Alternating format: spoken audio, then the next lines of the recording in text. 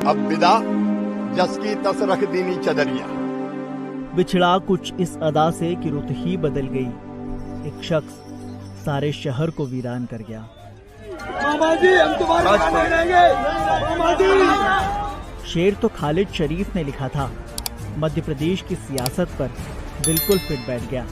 11 अक्टूबर को जब शिवराज ने मुख्यमंत्री पद से इस्तीफा दिया तो इस इस्तीफे के साथ मध्य प्रदेश में 20 साल के शिवराज युग का भी अंत हो गया।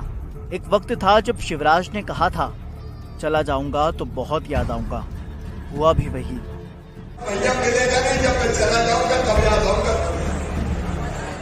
जब ये खबर शिवराज की लाडली बहनों तक पहुंची तो बहनें शिवराज से लिपटकर रोने लगी।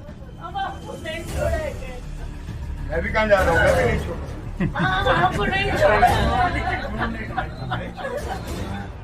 शिवराज सड़क पर निकले तो भांजों ने घेर लिया। मामा जी, हम तुम्हारे साथ रहेंगे। मामा जी, मामा जी। शिवराज मुख्यमंत्री नहीं रहने वाले, उन्हें ये शायद इशारा पहले ही मिल गया था। हार नहीं मानूंगा, रार नहीं छानूंगा, काल के कपाल पर लिखता मिटाता हूँ, गीत नया गाता हूँ, गीत नया गाता हूँ। मैं डॉक्टर मोहन यादव ईश्वर की शपथ लेता हूँ। मध्य प्रदेश में मोहन राज शुरू होने से पहले 18 साल शिवराज युग था, जब मध्य प्रदेश ने खूब तरक्की की। एक जमाना था जब बिजली रहती नहीं थी, आती कम थी, जाती ज्यादा थी, अंधेरों का घर मध्य प्रदेश था।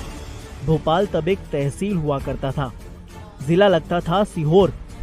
इसी सीहोर के जैत गांव में साल 1959 मार्च में 5 तारीख को शिवराज का जन्म हुआ। पदयात्राएं खूब करते थे तो पांव पांव वाले भैया के नाम से मशहूर हो गए।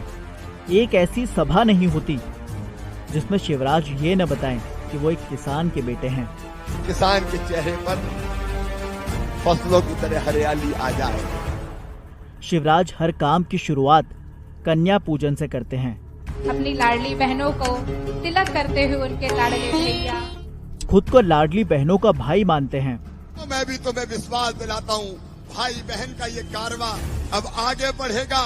बहनों की जिंदगी बदलेगा, बेटियों की जिंदगी बदलेगा, हमारे बच्चों की जिंदगी बदलते हुए ऐसा मध्य प्रदेश बनाएगा जहाँ मेरी बहनें इज्जत सम्मान शान से सुख और चैन से रहे। बहनों की चेहरे की खुशी मेरी जिंदगी को सफल बना देती है कि शिवराज तेरा मुख्यमंत्री बनना सार्थक हो गया रे, तू अपने बहनों के काम आ गया।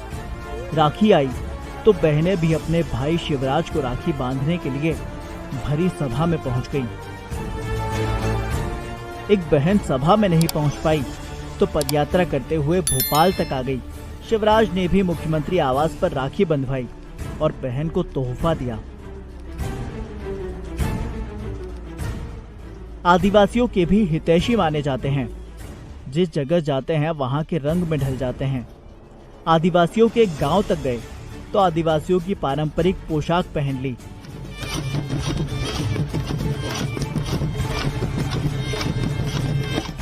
चुनाव प्रचार के लिए निकले तो बीजेपी की महिला कार्यकर्ताओं के साथ खाना खाने बैठ गए।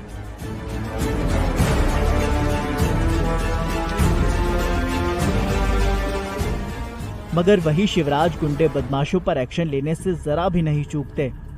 भोपाल में मेयर चुनाव में जीत के बाद बीजेपी ने जनता को धन्यवाद करने के लिए कार्यक्रम रखा था। किसी ने इलाके के एक टाइगर नाम के गुंडे की शिकायत कर दी।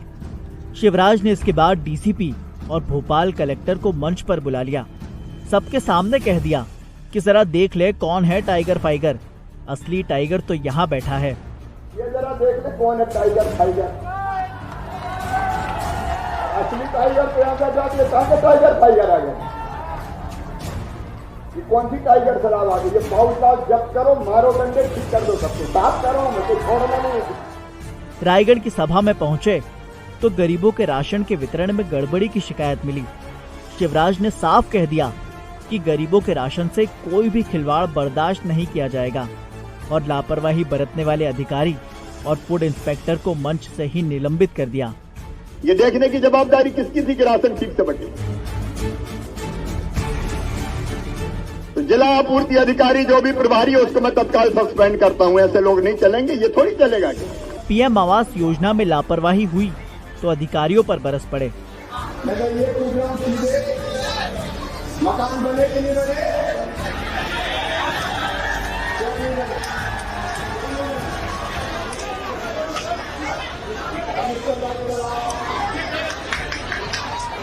उसमें व्यापक भ्रष्टाचार किया गया, उसमें मैं कौन सा मुझे नाम बताऊं? मैं अभी सस्पेंड करके ईओडब्ल्यू को